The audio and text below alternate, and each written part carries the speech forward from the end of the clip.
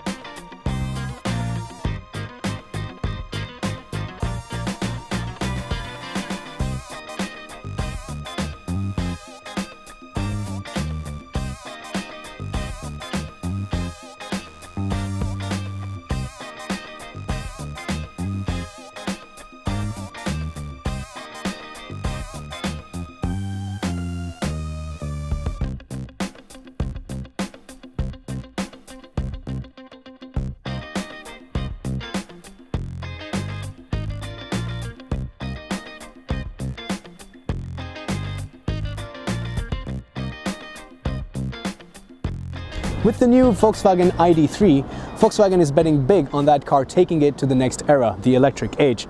Aptly named the ID.3 because the first being the Beetle, the second being the Golf, and now this is going to be the new third identity. To ensure that there's enough gap in the portfolio in terms of pricing between the base variant of the ID.3 and the e-Up, this new facelift does in fact cost a little bit less than before, but you get more features as well. What's new now for the new facelift of the e-Up?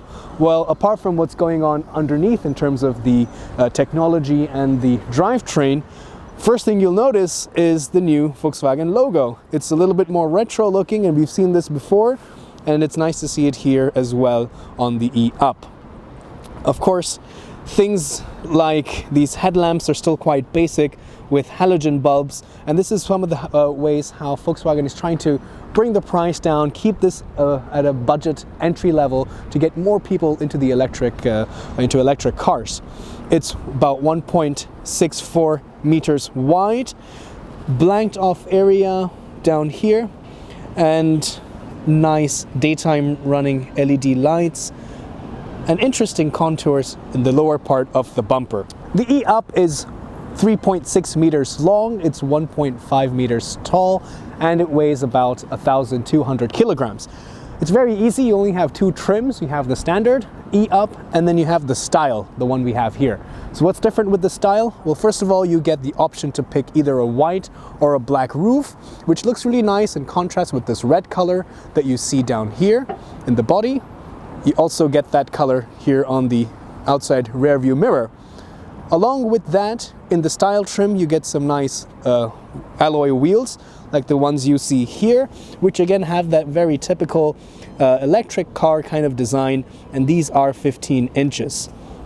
The rest of the profile of the e-Up is pretty much the same as the regular Up. There's no change, and again, like I said, with its siblings, the Me and the City Go, very nice city car proportions, coming with a 5-door configuration only. Let's take a look at the back of the e-Up. First of all, it is again similar to the regular Up that we know, and things that I like, is this rear hatch, which has the window which goes all the way down, so it's one singular glossy black look, which I think is really funky. Speaking of funky, we see the tail lamps, which are also have these interesting shapes. The big e-Up logo down here, and this blue with that line that we saw in the front bumper as well, going all the way across the bottom of the hatch. You can also get the e-Up with a reversing camera. You also have parking sensors, and of course, no exhaust tips to talk about whatsoever.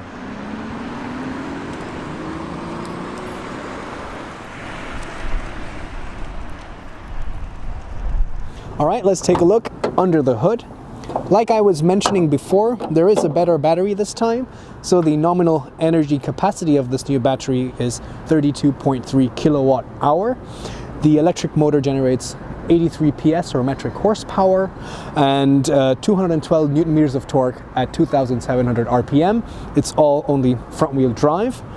And the WLTP cycle for the claimed efficiency has this rated at about 14.5 kilowatt hours per 100 kilometers.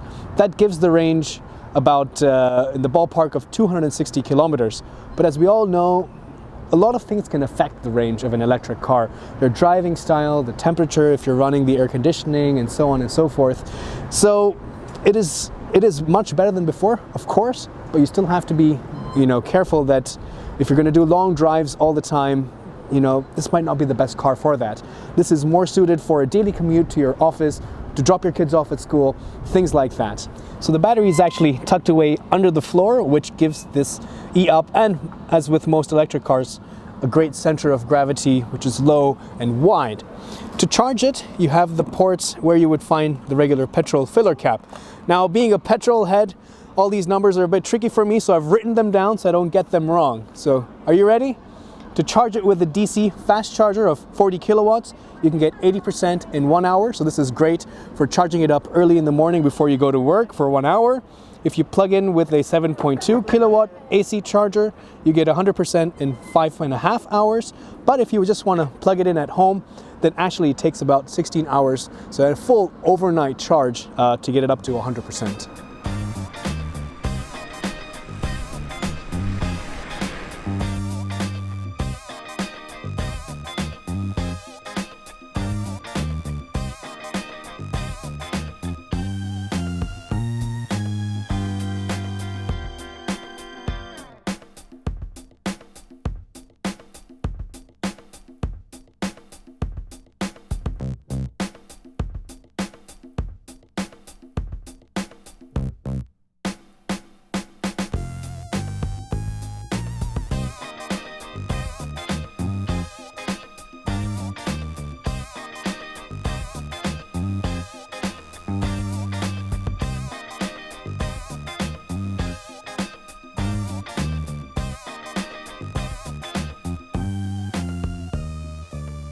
So let's take a look at the key.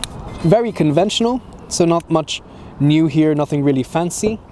The door opens really nice and wide with a large opening, easy to get inside. Also closes with a nice thud. Now let's take a look inside and see what the materials are. I do like this dash of red from the body paint that comes into the interior, but the plastic is generally fairly hard and monotone. But you do get some nice storage area, which you can easily fit some water bottles. You have automatic windows for the front two only. The rear windows, as you might know, cannot be slid down. You can only pop them out, and we'll take a closer look once we get inside. Stepping in is fairly easy, again, thanks to this tall body and really large opening. You're sitting also fairly upright. If I were to bring my knees closer towards me, you see that, I have very little gap between my thigh and the seat. So this is a little bit more upright. It's not so low and sporty. This is as low as the seat can go. So thankfully you do have adjustment for height. Of course, moving the seat forward and backwards and reclining it. But another space where they have done a little bit of cost cutting is with the steering wheel. It can only be tilted up and down. It does not telescope front and back. But still, plenty of headroom. I like the nice bright light, the headliner, so it feels very spacious inside. So let's take a look at the steering wheel. Very typical Volkswagen, but you have some controls here to navigate through the menu on the instrument cluster, and on the left hand side you have some controls for the telephony. You also have a very nice instrument cluster up here. So there is a tachometer on the left-hand side, which actually has a very interesting display. As you can see, there's a blue area, which is kind of the recommended RPM for the electric motor to get the best out of it in terms of range. And there's also a green area which says charge. So you can see how much of charge is being recuperated through the regenerative brakes. A large speedometer in the middle. The speedometer is also pretty useful because it has also this blue range to give you an idea as a suggestion where you can expect the most amount of range if you drive it within that speed range. And a battery charge level right here on the right hand side. The display has a lot of useful information. So right now you can see that the average consumption that we are having is 14.7 kilowatt hours for 100 kilometers. Keep in mind that we've had the car parked with the lights on while we were filming, so you can expect numbers a little bit lower than this, but it is fairly close to the WLTP rated figure. Also provides you with extra information like the distance traveled. Of course, the range that's left is always displayed in the bottom. You can also control your audio, as well as some general settings. And you can see here that the E-sound has been activated. This is kind of this generates an artificial humming or a thrumming sound at speeds up to 22 kilometers per hour to alert pedestrians nearby that there is a car, because electric cars are really quiet and they can just sneak up on you. And this tone fades away from 22 kilometers per hour onwards and becomes silent later on. So some general things over here. And yeah, so very useful information. There's an interesting inlay right here in the middle of the dashboard, which breaks the monotony of this black color. Also nice E-Up logo, but generally the materials are fairly hard. On the plus side, you have a damped glove box with some really interesting features. For example, yes, there is enough space, but you also have these indentations to keep some coins, some sunglasses up here, put your parking ticket, and even fix a pen. Now, the infotainment system is pretty interesting, and you guys probably already know this, but you have to use it in conjunction with your actual phone. So there is a phone dock on the top where you can run the Maps and More app, which you can of course use, or you can just run your regular Android Auto or the Google Maps. Down here you do have a screen, which is not a touch screen, but you can access some things like, for example, the built-in radio. There's also some system settings that you can access, sound settings. The audio system, by the way, sounds pretty nice. And yeah, so the app connection will allow you to connect your phone, and this will synchronize and you can access the menus on your phone, plus also have things like connected commands to maybe turn on the air conditioning before you get into the car, things like that. The buttons down here are also used to navigate through the menu and select options. And the top section has the climate control unit. In this case, we have the automatic climate control, so you can pick a temperature and press auto. And again, depending on the profile you have, if you have Eco or Eco Plus, some of these systems are tuned to be more efficient and less responsive. On the other hand, you have defoggers, seat heaters, and as you will see on this side, the lane keeping assist off button, which is pretty cool because this car comes as standard with lane keeping assist with steering intervention. There's a shelf to keep your phone, a beverage holder down here, 12-volt power socket. This is the drive mode selector, so you have normal, Eco, and Eco Plus. We'll take a closer look at this later on once we're driving. And over here we have the gear lever. Connie, if you press the brake, we can put it into reverse and take a quick look at the reversing camera, which you can see over here. So pretty interesting. It also has guidelines, and there's also the parking sensor. So in conjunction, this is pretty useful. All right, let's take a look in the back. The door opens really nice and wide. There is a very large opening to get inside. So the same fabric seats that we saw in the front, so same fabric over here, although not much difference in the color. But it's easy to identify the ISOFIX points, which are very open, easily identifiable. Let's get inside. There is no handle for me to hold on to. The door is fairly monotone and hard, as you can see. The window also doesn't wind down. It only pops out like that. So yes, quite a lot of cost cutting. But nevertheless, it's not unbearable back here. I have just about enough knee room, I would say, or maybe not really any extra. My knees are touching the front seat. The back is a bit scooped out to liberate some more space. This seat is set to my driving position. I'm 5'8" or about 1.7 meters. The backrest is also fairly upright, but for short journeys in the city, it's not too bad. The bench itself is also not that wide, so I don't have too much of under-thigh support. But because it's a little bit higher, you know, it doesn't feel like I'm squatting. Overall, it is pretty good. Let's open the hatch. A little button here to release it. It does look like it's all glass, but there is actually a steel or a metal frame. So you get 251 liters of boot space, which is pretty good for a car in this class. You have a movable floor, so you can have two separate compartments to keep your items. I also like how it's engineered to slide along these rails very easily, so you don't have to fiddle around with it. These little details I really like. If you put it down here, you can also access all the charging cables, and they have their own nice little area down here to stow them away. So everything has its place.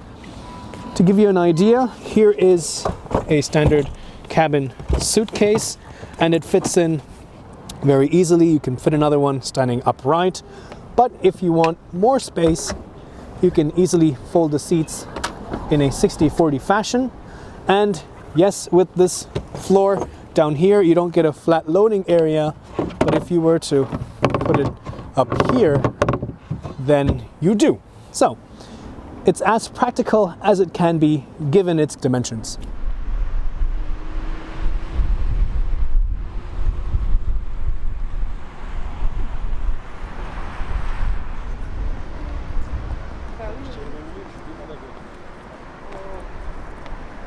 Let's start off the driving section of today's episode by driving in the city, where, let's be honest, this car will spend most of its time. First, let's start off with the comfort. And yes, this electric up weighs about 300 kilograms more than the petrol engine version. But they have stiffened the suspension, and therefore, actually, it's a lot more, the suspension is a lot more adept to this extra weight. And here on the city bumpy streets, you don't feel that stiffness. In fact, it feels really compliant. It feels really plush. It's very comfortable. All the sharp undulations and that you see here on the streets are absorbed really well and do not filter into the cabin. The seats are also really supportive. You are sitting upright, but there's plenty of adjustment for you to find a comfortable position for yourself. And they are very supportive and very soft, and overall, I think, really good seats. They don't have too much of side bolstering and things like that. They're not very sporty, but again, being comfort oriented, I definitely think they are really good. Then let's talk about the visibility. That's also an area where the Up excels in. Because of that upright seating position, you do have really good visibility out the front thanks to this large windshield. Also out the side thanks to these large windows, and even a very large rear view mirror, and this rectangular mirror and the big window really aids in the view out back. It's also really easy to see out the side because the B-pillar is fairly narrow and it's actually just behind your head, so it doesn't obstruct your line of sight. Another thing that aids driving around in the city is the steering wheel. It is very light here at low speeds, so you can easily make quick turns as you navigate through these bends and chicanes and roundabouts. The steering rack itself is not necessarily that quick though, so you do need to turn it quite a bit to get some reaction from it. But again, for the city, it's really good. Then let's talk a little bit more about what makes this the electric version better in the city. And let's start off with the acceleration. So as you guys might know, electric motors generate peak torque very low down in the RPM, almost pretty much at zero. And that means that when you're like this in a city and then you want to get going really quickly, you have instant torque to push you and jump through these little gaps that you find in the city traffic. So that way it's really useful. Also here at low speeds, there's that E sound that is generated. So it's like this humming artificial sound that is played to alert the pedestrians around you so that they are aware of a car that is coming down the road. And it happens up to 22 kilometers per hour, and beyond that it starts getting softer and softer. Throttle response is really sharp, or I can't really say throttle, the acceleration is really sharp. So I'm in the normal driving mode, and this is where I get the most amount of performance, but I also have an Eco and an Eco Plus mode. In the Eco Plus mode, the comfort and the performance features are restricted. And if I go to Eco Plus, it says comfort and performance severely restricted. So I'm just going to keep it in normal because I think this is a good test to see how the, it can still manage the air conditioning, the performance that I want from it, and all of these convenience features, along with trying to be as economical as possible. Along with the different driving modes, you also have various levels of regenerative braking. So if you use the gear lever, and if you go right, you can go down the levels from 3, 2, 1, and similarly if you go left, you can go 1, 2, 3. But in fact, if you go all the way down to this B over here, it says recuperation level 4. Now this is pretty much like a one pedal function. So the minute you get off the accelerator pedal, the brakes are really strong. So if you just modulate the angle at which you are using the pedal, you can effectively, with practice, drive 80% of the time with just one pedal. It definitely takes quite a bit of getting used to, but in this way, it's, again, very easy to use in the city. You don't have to keep moving between the pedals. Of course, there's no clutch. It's a single transmission electric motor, but you can take it one step forward and just use one pedal. So there's a little bit of space behind me. So right now, if I were to release the accelerator pedal, it's pretty much applying a very strong braking force. And this is pretty cool. It's not something new. It's there with a lot of, with most electric cars actually. It's a great way to, get some energy back into your batteries when you're driving around in city. And yeah, you don't really have to use the actual friction brakes. You can save on your brake pad costs every year by using this kind of mode. But I think the best is to actually leave it in recuperation level 3. Here it has that very natural engine braking feeling. It's actually a little bit more pronounced than that. And even right now, like if I let go of the accelerator pedal completely, it is almost coming to a standstill on its own. So I don't really need that level 4, which requires me to have more finesse with the accelerator pedal. So with that, I have the gauges, which tells me on the left-hand side when I am generating more charge with this recuperation, so it's really useful. Right now it says I'm getting 16.3 kilowatt hours for 100 kilometers as the consumption, which is higher than the WLTP rated figure. But the truth is, we had this parked out with the lights on, and we were loading things in and out and getting pictures and filming, so you can expect numbers around 14.5, I would say. The range right now we have is 207 kilometers, so that's again plenty for a daily commute. In fact, the average German drives about 35 kilometers per day for their office commute. And with this much of range, you can easily go an entire week without having to recharge the batteries. And then you can have a separate car that you want to drive on the weekends for fun, or on long distances with your family and so on, while you leave this on charge and then use this every day of the week to get to office. And I think that's a great option for somebody who's looking for a second car, or wants to save money and wants to be greener and wants to get onto the electric car bandwagon. I think it's a good option. Let's see, apart from that, yeah, if you do have to use the brakes are also going to first initiate themselves in the recuperation mode before they actually engage the friction the mode with the actual brake pads. So even there, the minute I press the brake, I can see that I'm generating more charge, and that way it's really cool. It's really more effective as a brake pedal, as well as giving me some electricity back. The navigation, I know that this is a really cost-effective way of doing this, and the truth is, like Brian mentioned when he drove the Seat Mii recently, the electric version, which is pretty much the same car, It's a bit hit and miss. I mean, the pro is that, first of all, they don't have to charge you a lot of money to get one of these systems. And, you know, you leave the technology to the masters, to these smartphones companies who have been doing this and who invest millions and millions into generating and developing and making good technology. You know, Google Maps is fantastic. You really don't need to worry about that. And at the same time, you can, you know, a car's infotainment system also tends to get out of date very quickly. And in this way, you are kind of safeguarding yourself against that, because here, you know, especially in a budget car, the tech might not be that great, and within a couple of years it's already going to feel really outdated. Instead, just don't do it at all.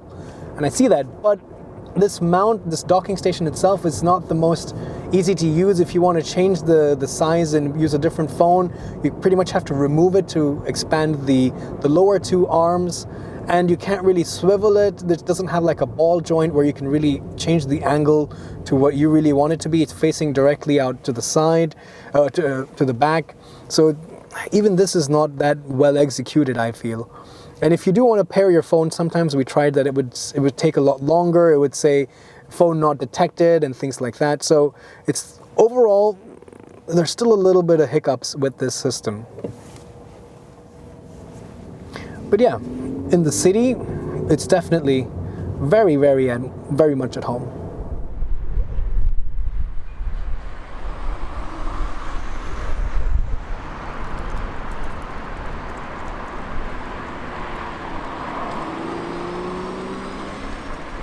We're out on the highway now, and let's see how the e-up fares when you need to take it at high speed.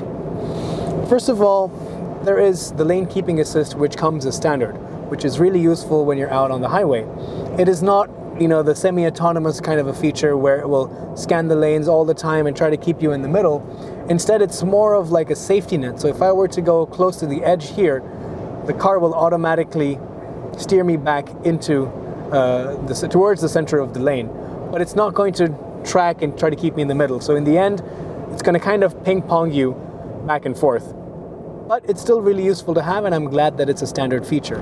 If I were to get out of the normal mode and go into Eco Plus mode, because again, now I'm on the highway, I don't need to have that instant torque. I don't need to have that sharp acceleration. I just need to be able to maintain momentum. Similarly, I'm going to go from regeneration brakes level 3 all the way to 1. Now the throttle, or not the throttle, I keep saying throttle, the accelerator pedal is really dull. If I were to floor it, yeah, it gives me a response, but, you know, there's a lot of very linear, distance where not much really happens when I'm pressing the accelerator pedal. But that's really good, because on the highway, I just want to maintain momentum. So right now we're at 100 and I need to bring it down to 80. So if I have regeneration in 1, it will just gradually coast. So it's also really useful to use these different levels and use them for different things. Like regeneration level 3 is great for the city. The full regeneration level 4, which is like the one pedal feature, is great for start-stop city traffic. But if you keep it at level 1, it's even better when you're out just cruising on the highway. Getting to 100 is a bit difficult in Eco Plus mode. I think I'll have to go to normal mode, and now it does let me get up to 100. The top speed is 130. Since there is no engine, there is not a lot of noise inside the cabin. In fact, because of the lack of an engine noise, you do hear the wind a little bit more, but on the whole, this cabin is very quiet and very hushed. The tires are also really quiet because they are the more efficient electric car design tires. So overall, a very refined, comfortable cabin. On the highway at higher speeds, even the suspension is really composed. The car feels fairly planted. Because of that low center of gravity of that extra weight from the batteries, you don't feel the car rolling too much as well. The steering also becomes a little bit more heavier at higher speeds. So on the whole, even though this is a city car, you can easily take it out on the highway with no problem at all. The car also feels really planted on the highway, thanks to that low center of gravity. and that really well set up suspension, it gives you a lot of confidence. The steering wheel also becomes a lot heavier now at higher speeds. So on the whole, this car is very happy to go on the highway.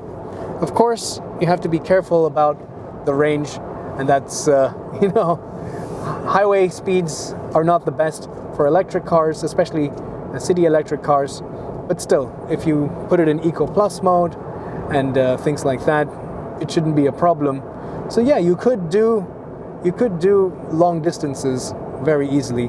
I think in fact you could do around 250 kilometers on the highway without a problem.